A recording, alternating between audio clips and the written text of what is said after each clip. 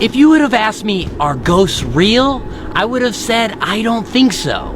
That is until I stayed in this house behind me and captured some footage that I can't explain. Say hello to Casey and Jeff, the proud homeowners of this haunted house. Many would call this couple brave, some would call them crazy, but whatever you call them, they didn't ask for this. 15 years ago, Casey and Jeff decided to purchase their own home just outside of Knoxville, Tennessee.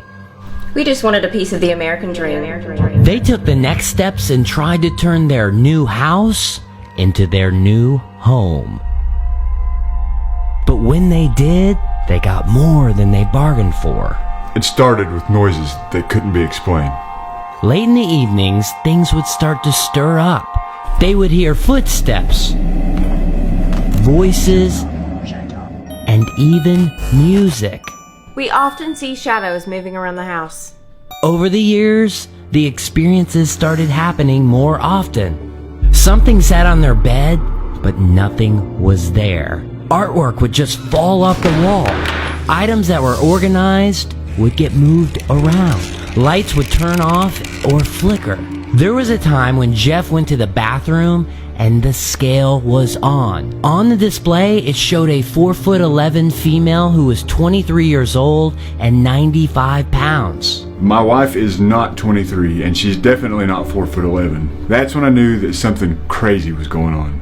So they started doing some digging, and they found out that this was the first house built in the neighborhood back in 1934 by a doctor. Sources say that he had a very dark history, and even speculated that he was involved in the KKK.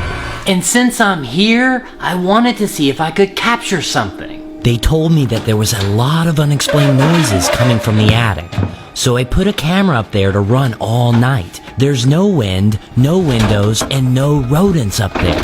When reviewing the footage, this happened.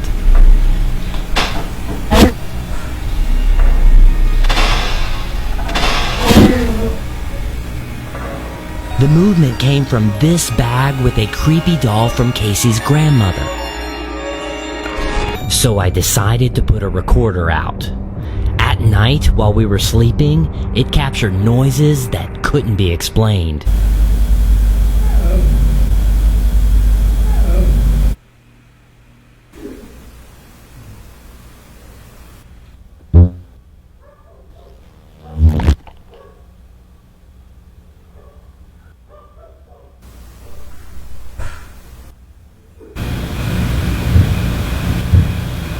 It even picked up footsteps of something that the camera couldn't see.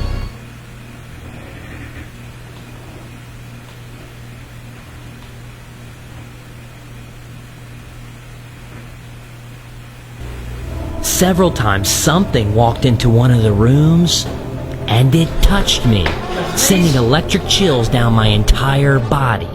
That was over a couple of days. I can only imagine what they've seen over the last 15 years. And here's the thing. Regardless of their experiences and some of the evidence we found while I was there, they aren't planning on moving anytime soon.